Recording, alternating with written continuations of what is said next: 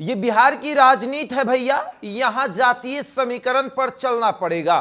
Track ऐसा पकड़िए कि जातीय समीकरण पर सटीक तरीके से आगे बढ़ सके। थोड़ा सा इधर उधर होइएगा तो राजनीतिक रूप से खत्म हो जाइएगा। ये बिहार की राजनीति है, आपको जातीय समीकरण के सड़क पर सटपट दौड़ना पड़ेगा।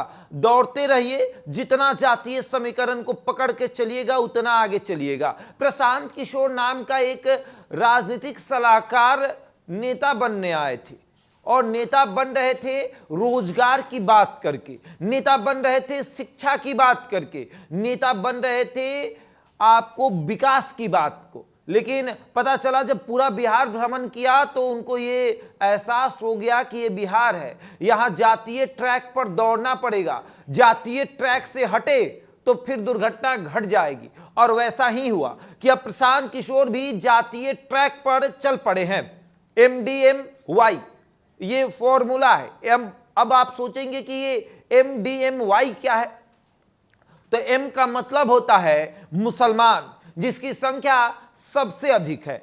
D का मतलब होता है दलित, जिसको लेकर यह कहा जाता है कि आज तक कोई इनका बड़ा नेता नहीं हो पाया। हालांकि नेता हैं लेकिन इनके बारे में सोचते नहीं है।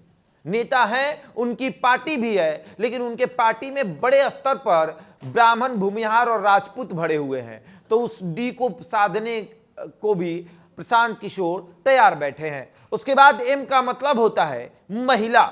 महिलाओं के वोट को नीतीश कुमार पाकर अपने आप को मुख्यमंत्री का दावेदार बता देते हैं और मुख्यमंत्री बन भी जाते हैं। उस महिला वोट को ट्रांसफर कराने के लिए प्रशांत किशोर बेकरार बैठे हैं। और वाई का मतलब तो आप जानते ही हैं, वाई का मतलब होता है यादव। यादव वोट को ट्रांसफर कराने के लिए प्रशांत किशोर दिन रात मेहनत कर रहे हैं और यह मेहनत इस तरीके से सफल हुआ कि तेजस्वी यादव को कहना पड़ गया कि प्रशांत किशोर की पार्टी में न जाइए, वो भारतीय जनता पार्टी की बी टीम है।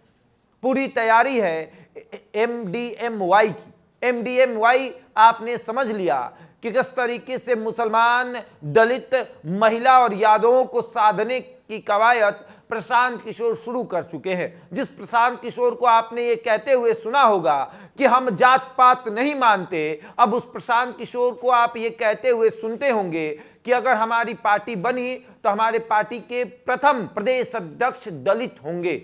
आप प्रशांत किशोर को यह कहते हुए सुने होंगे कि हम 50 सीट पर मुसलमानों को लड़ाएंगे। आप प्रशांत किशोर को यह कहते हुए सुने होंगे कि यादवों को लालू यादव ने ठग दिया। महिलाओं के विकास के बारे में नीतीश कुमार ने कभी सोचा नहीं।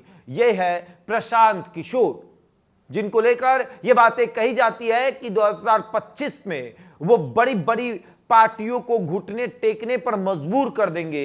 अब प्रशांत किशोर जातीय समीकरण पर कितने सटीक बैठेंगे, ये देखने वाली बात होगी। बहरहाल इस खबर में इतना ही। बने रहे हमारे साथ और देखते रहें द इंडिया टॉप।